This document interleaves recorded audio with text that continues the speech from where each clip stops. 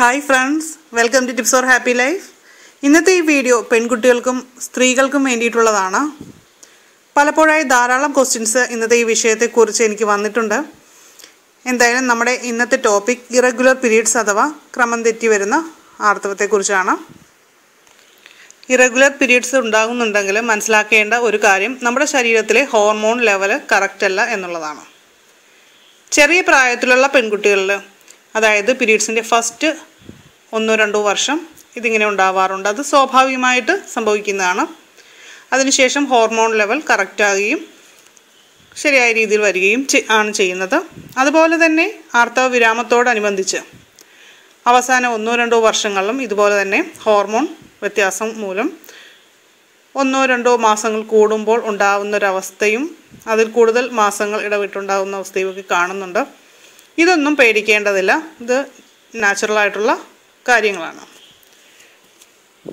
അപ്പോൾ ഈ 2 ഏജ് ഗ്രൂപ്പിലും അല്ലാതെ ഉള്ള ആൾക്കാർക്ക് 3-4 മാസം കൂടുമ്പോഴൊക്കെ ഉണ്ടാവുന്ന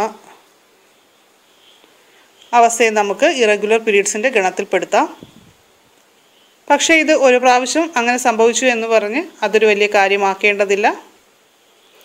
ഒരു വർഷത്തിൽ 12 തവണ ഉണ്ടാകേണ്ടത് 5-6 ഒക്കെ ആയിട്ട് കുറയുന്നുണ്ടെങ്കിൽ അത് കാര്യമായി തന്നെ ഒന്ന് ശ്രദ്ധിക്കുക. ആദ്യമായിട്ട് നമ്മൾ നോക്കേണ്ടത് തൈറോയിഡ് ഉണ്ടോ എന്നുള്ളതാണ്. തൈറോയ്ഡ് ഹോർമോൺ കൂടിയാലും അതുപോലെ തന്നെ കുറഞ്ഞാലും ഇതേ പ്രശ്നം ഉണ്ടാവാം. ഇങ്ങനെ പ്രശ്നങ്ങൾ അനുഭവപ്പെടുന്നുണ്ടെങ്കിൽ തീർച്ചയായും തൈറോയ്ഡ് ടെസ്റ്റ് ചെയ്യുക. TSH, T4, T3 ഇതാണ് നമ്മൾ ടെസ്റ്റ് ചെയ്യേണ്ടത്. ഇത് നോർമലാണെന്ന് ഉറപ്പുവരുത്തുക. ഫസ്റ്റ് നമ്മൾ ചെയ്യുക. നമ്മൾ ഓൾറെഡി ഡിസ്കസ് ചെയ്ത ഒരു വീഡിയോ ഉണ്ട്, PCOD, PCOS. ഈ ഒരു അവസ്ഥയാണെങ്കിൽ ഇറഗുലർ പീരീഡ്സിന് ചാൻസ് വളരെയേറെ ഉണ്ട്. ഇറഗുലർ പീരീഡ്സ് എന്ന് പറയുമ്പോൾ മിസ് പീരീഡ്സ് മാത്രമല്ല, ഓവർ പീരീഡ്സും അല്ലെങ്കിൽ ഓവർ ബ്ലീഡിങ്ങും ഉണ്ടാവാറുണ്ട്. ഒരുപാട് ബ്ലഡ് ക്ലോട്ട്സ് ഒക്കെ ആയിട്ട് വരുന്ന അവസ്ഥ. അപ്പോൾ PCODയെ കുറിച്ചുള്ള ആ വീഡിയോ കണ്ടിട്ടില്ലാത്തവർ തീർച്ചയായും കമൻറ്റ് ചെയ്യുക. ഞാനതിൻ്റെ ലിങ്ക് തരാം. തീർച്ചയായും അത് നിങ്ങൾ കേട്ടിരിക്കേണ്ട ഒന്ന് തന്നെയാണ്. ഇതൊക്കെ തന്നെ ഒത്തിരി പേര് നേരിടുന്ന ഒരു വിഷയമാണ്. മുഖത്ത് രോമ വളർച്ച, അതുപോലെ മുഖക്കുരു ധാരാളമായിട്ടുണ്ടാകുക, കഴുത്തിൽ കറുപ്പ്, അമിതവണ്ണം, ഇതെല്ലാം തന്നെ PCOD സംശയിക്കേണ്ട അവസ്ഥയാണ്. അൾട്രാസൗണ്ടിലൂടെ ഇത് നമുക്ക് ഈസി ആയിട്ട് കണ്ടുപിടിക്കാൻ സാധിക്കും. അതുപോലെ ഗർഭനിരോധന ഗുളികൾ ദീർഘകാലമായിട്ട് കഴിക്കുന്നവരിലൊക്കെ ഇറഗുലർ പീരീഡ്സ് ഉണ്ടാവാറുണ്ട്. പാരമ്പര്യമായ കാരണങ്ങൾ മൂലവും അമിതവണ്ണം ഉള്ളവരും പീരീഡ്സ് കറക്റ്റ് അല്ലാത്ത ഒരവസ്ഥ കൂടുതലായിട്ടൊന്നും ഉണ്ടാകുന്നുണ്ട്. നമ്മുടെ ഫുഡിൻ്റെയൊക്കെ പ്രശ്നങ്ങൾ കാരണമാണ് അമിതവണ്ണം ഉണ്ടാകുന്നത്. അമിതവണ്ണമുള്ളവർ ഈ കാര്യം സംശയിക്കേണ്ടിയിരിക്കുന്ന ഒരവസ്ഥയാണ് ഇന്ന് കാണുന്നത്. ഇന്നിത് ചെറിയ കുട്ടികളിൽ വരെ കാണുന്നുണ്ട്. അതായത് സ്കൂൾ കുട്ടികളിൽ വരെ പീരീഡ്സ് പ്രശ്നങ്ങൾ കണ്ടു തുടങ്ങിയിട്ടുണ്ട്. അതുപോലെ അമിതവണ്ണം. അപ്പോൾ ഇത് രണ്ടും കൂടി വന്നാൽ നമ്മൾ പേടിക്കണം. അല്ലെങ്കിൽ സ്റ്റാർട്ടിങ് സ്റ്റേജിലുള്ള കുട്ടികൾക്ക് ഇത് നോർമലാണെന്ന് കരുതാം. പക്ഷേ അമിതവണ്ണം കൂടി ഉണ്ടെങ്കിൽ നമ്മൾ ചെറുപ്പത്തിലേ മുതലേ ശ്രദ്ധിക്കേണ്ടതുണ്ട്.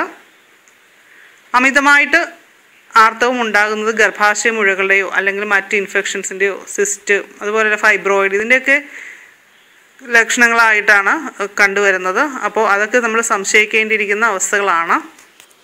ഹോർമോൺ ലെവൽ കുറയുന്ന അവസ്ഥയിലാണ് ആർത്തവം വരാതിരിക്കുകയോ അല്ലെങ്കിൽ വളരെ ചുരുങ്ങിയ സമയത്തേക്ക് മാത്രമൊക്കെ ഉണ്ടാവുകയും ചെയ്യുന്നത്. അപ്പോൾ ഹോർമോണിൻ്റെ അളവ് വളരെ കുറവായിട്ടുള്ള അവസ്ഥയിലുള്ളവർക്കാണ് അങ്ങനെ ഉണ്ടാകുന്നത്. പലരും ഇത്തരം പ്രശ്നങ്ങളൊന്നും കാര്യമാക്കാറില്ല. വിവാഹശേഷം കുഞ്ഞുങ്ങളുണ്ടാകാതെ വരുന്ന അവസ്ഥയിലാണ് ഇത്. അതും വളരെ വൈകി. ഇന്നൊക്കെ ജോലി കാര്യങ്ങളൊക്കെ ആയിട്ട് ലേറ്റ് മാരേജ് ആണ് കൂടുതൽ നടക്കുന്നത്. അങ്ങനെയൊക്കെയുള്ള അവസ്ഥയിൽ പിന്നീട് ട്രീറ്റ് ചെയ്യുക എന്ന് പറയുന്നത് വളരെ ബുദ്ധിമുട്ടുള്ള കാര്യമാണ്. വെയിറ്റ് കുറയ്ക്കുക എന്ന് പറയുന്നത് വളരെ ബുദ്ധിമുട്ടുള്ള കാര്യമാണ്. നമുക്ക് വെയിറ്റ് കൂട്ടാൻ സാധിക്കും, പക്ഷേ വെയിറ്റ് 1 കിലോയെങ്കിലും കുറയണമെങ്കിൽ നമ്മൾ അതിന് മാത്രം ട്രൈ ചെയ്യണം. അപ്പോൾ അതുകൊണ്ട് എല്ലാവരും ശ്രദ്ധിക്കേണ്ട ഒരു കാര്യമാണ്. വണ്ണം കൂടുതലുണ്ടെങ്കിൽ പ്രത്യേകിച്ച് ഇതൊക്കെ ഒന്ന് ശ്രദ്ധിക്കുക. ഇറഗുലർ പീരീഡ്സ് ഉള്ളവർ തീർച്ചയായിട്ടും ശ്രദ്ധിക്കേണ്ട ഒരു കാര്യം, എണ്ണ കൂടുതലുള്ളതും അതുപോലെ പഞ്ചസാര അമിതമായിട്ടുള്ളതുമായ ഫുഡ് അവോയ്ഡ് ചെയ്യുക. ഇത്തരം ആഹാരം കൂടി കഴിക്കുകയാണെങ്കിൽ നമ്മുടെ അമിതവണ്ണം ഈ ലെവലിലൊന്നും നിൽക്കില്ല എന്ന് മനസ്സിലാക്കുക. നമ്മൾ ഇതൊക്കെ കൺട്രോൾ ചെയ്തിട്ടാണ് ഈ വണ്ണം എന്ന് മനസ്സിലാക്കുക. കാര്യം ഈ പ്രശ്നങ്ങൾ ഒക്കെ കൺട്രോൾ ചെയ്യേണ്ടത് വളരെ അത്യാവശ്യമാണ്.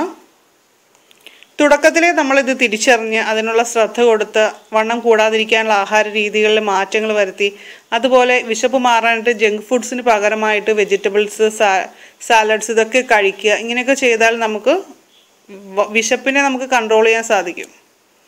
വിശപ്പ് ഉള്ളത് കൊണ്ടാണ് നമ്മൾ കൂടുതലായിട്ട് കഴിക്കാനൊക്കെ ടെൻഡൻസി വരുന്നത്. അപ്പോൾ അതെല്ലാം നമുക്ക് നല്ല രീതിയിൽ മാനേജ് ചെയ്യാനായിട്ട് തീർച്ചയായിട്ടും സാധിക്കും. ഇന്ന് നമ്മൾ നിത്യജീവിതത്തിൽ ധാരാളം സ്ട്രെസ്സ് അനുഭവിക്കേണ്ടതായിട്ട് വരുന്നുണ്ട്. ജോലിയുടെ ഭാഗമായിട്ടും എന്തിനേറെ പറയുന്നു, നമ്മുടെ വീട്ടിലെ കാര്യങ്ങൾ മൂലം, അതായത് കുട്ടികളുടെ ബഹളവും വഴക്കും എല്ലാം കൂടി ആകുമ്പോൾ തന്നെ അമ്മമാർക്ക് വട്ടാവും അല്ലേ. ഇതൊക്കെ നന്നായിട്ട് മാനേജ് ചെയ്യണമെങ്കിൽ കുറച്ച് ബുദ്ധിമുട്ടുള്ള കാര്യം തന്നെയാണ്. അതിനൊരു എളുപ്പവഴി ഞാൻ പറയാം, യോഗ പ്രാക്ടീസ് ചെയ്യുക.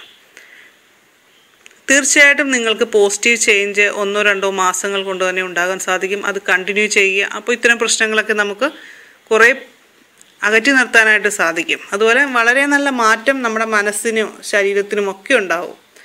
അതോടൊപ്പം തന്നെ ഡെയിലി കുറച്ച് എക്സസൈസ് ചെയ്യുക. നമ്മൾ ഡെയിലി കുറച്ച് നടന്നാൽ നമ്മുടെ ശരീരം അത്രയും നടക്കാനുള്ള കപ്പാസിറ്റി നമുക്ക് ഉണ്ടാക്കി തരികയാണ് ചെയ്യുന്നത്. ഇപ്പോൾ നമ്മൾ ഒട്ടും നടക്കാതെ വാഹനത്തിൽ മാത്രം യാത്ര ചെയ്യുന്നവരാണെങ്കിൽ നമ്മുടെ ശരീരത്തിന് ഒട്ടും നടക്കാനുള്ള കഴിവില്ലാത്ത ഒരവസ്ഥയാണ് കണ്ടുവരുന്നത്. ഇപ്പോൾ 1 കിലോമീറ്ററൊന്നും നടക്കേണ്ട അവസ്ഥ വന്നാൽ തീർച്ചയായും നിങ്ങൾക്കന്ന് വൈകിട്ട് നല്ല പെയിനായിരിക്കും, ബോഡി പെയിൻ ആയിരിക്കും തീർച്ചയാണ്. അപ്പോൾ അതെന്തുകൊണ്ടാണ്, നമുക്ക് നമ്മുടെ ശരീരത്തിന് അത്രയും കപ്പാസിറ്റിയേ ഉള്ളൂ എന്നുള്ളതാണ് നമ്മൾ അതിൽ നിന്ന് മനസ്സിലാക്കേണ്ടത്. പീരീഡ്സ് കറക്റ്റ് അല്ലാത്തവർക്ക് നമ്മുടെ നാച്ചുറലായിട്ടുള്ള മാർഗ്ഗങ്ങൾ ഉപയോഗിച്ച് ഇതെങ്ങനെ കറക്റ്റ് ചെയ്യാമെന്നുള്ളതാണ് ഇനി ഞാൻ പറയുന്നത്. സ്ത്രീ രോഗങ്ങൾക്ക് ഏറ്റവും വിശേഷപ്പെട്ട ഒന്നാണ് അശോകപ്പട്ട. ഇത് അശോകം എന്ന് പറഞ്ഞ ചെടിയുടെ അല്ലെങ്കിൽ മരത്തിൻ്റെ ഒരു തൊലിയാണ് അശോകപ്പട്ട എന്ന് പറയുന്നത്. ഇത് നമുക്ക് ആയുർവേദ മരുന്ന് കടകളിലൊക്കെ, പച്ചമരുന്ന് കടകളിലൊക്കെ നമുക്ക് ലഭിക്കും. ഈ അശോകപ്പട്ട എടുത്ത് നമ്മൾ വെള്ളം തിളപ്പിച്ചാണ് കുടിക്കേണ്ടത്. 2 ഗ്ലാസ് വെള്ളം നന്നായിട്ട് തിളപ്പിച്ചത് അതിലെ സത്തെല്ലാം ലഭിക്കത്തക്ക വിധത്തിൽ കുറേ ടൈം ചെറിയ ചൂടിൽ തിളപ്പിച്ച്, ചെറിയ തീയിൽ തിളപ്പിച്ച ശേഷം നമുക്ക് 1 ഗ്ലാസ് ആയിട്ട് വറ്റുന്ന അവസ്ഥയിൽ നമുക്ക് തീ ഓഫ് ചെയ്യാം. അത് തണുത്ത ശേഷം കുടിക്കാം. ഇത് ഡെയിലി നമ്മൾ ചെയ്യുക. പീരീഡ്സിൻ്റെ പ്രശ്നങ്ങളെല്ലാം നോർമലായി കാണുന്നതാണ്. നമ്മുടെ വീട്ടിൽ സ്ഥലമൊക്കെ ഉള്ളവരാണെങ്കിൽ തീർച്ചയായിട്ടും ഒരു അശോക ചെടി വെച്ച് പിടിപ്പിക്കുക. അത് നല്ല മരമായിട്ടൊക്കെ ഉണ്ടാവട്ടെ. നമുക്ക് നമ്മുടെ ഭാവിയിൽ തലമുറയ്ക്കും അത് ഉപയോഗപ്രദമായിരിക്കും. പിന്നെ ഉള്ളൊരു കാര്യം, ഡെയിലി നമ്മൾ പച്ചക്കറി, പഴവർഗ്ഗങ്ങൾ ഇതൊക്കെ കഴിക്കാനായിട്ടൊന്ന് ശ്രദ്ധിക്കുക. ഇപ്പോൾ ഇറച്ചി, മീനൊക്കെ കൂടുതലായിട്ട് കഴിക്കുന്നവരാണ്. വിദേശത്തൊക്കെ ഉള്ളവർക്ക് പച്ചക്കറിയൊക്കെ വാങ്ങുന്നതും കഴിക്കുന്നതൊക്കെ വളരെ കുറവാണ്.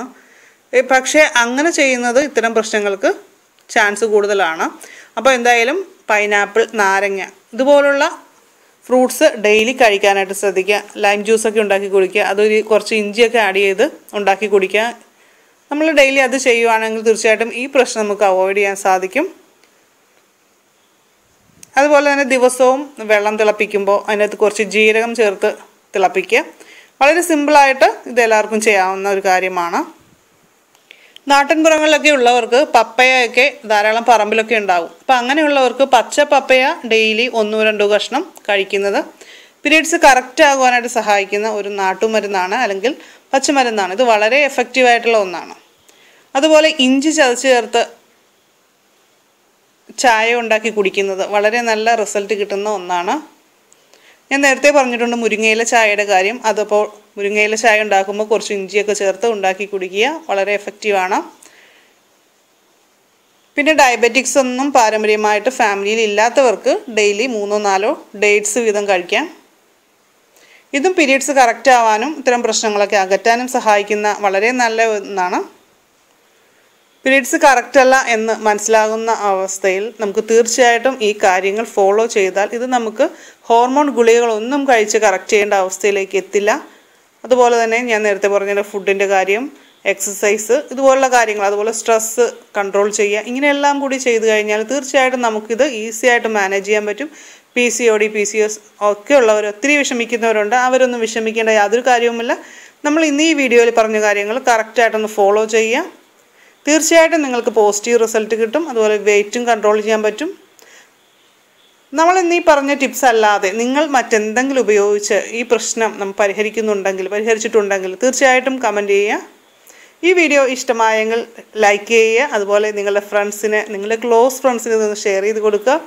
അതുപോലെ തന്നെ പുതിയ കൂട്ടുകാർ നമ്മുടെ ചാനൽ സബ്സ്ക്രൈബ് ചെയ്യുക. നിങ്ങൾക്ക് ഇഷ്ടപ്പെട്ട മറ്റൊരു വീഡിയോയുമായിട്ട് നമുക്ക് വീണ്ടും കാണാം. എല്ലാവർക്കും നല്ലൊരു ദിവസം ആശംസിക്കുന്നു. നന്ദി, നമസ്കാരം.